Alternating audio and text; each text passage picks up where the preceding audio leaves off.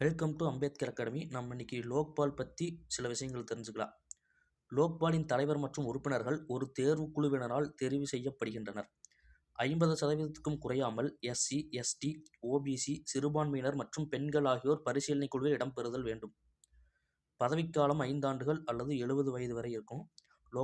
லோக்பால் என்ற வார்த்தையை முதலில் பயன்படுத்தியவர் யாருன்னு பார்த்தீங்கன்னா எல்.எம். சிங்வி. லோக் என்றால் மக்கள் என்று பொருள். எனவே மக்களை காப்பவர் என பொருள்படுகிறது.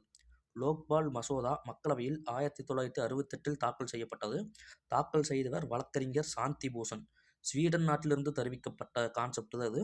2013 டிசம்பர் 17 இந்த லோக்பால் மசோதா சட்டமாக நிறைவேற்றப்பட்டது மக்களவையில். மாநிலங்களவையில் 2013 டிசம்பர் 18 நிறைவேற்றப்பட்டது. அண்ணா ஹசேராவால் நிறைவேற்றப்பட்ட ஒரு கான்செப்ட் அது.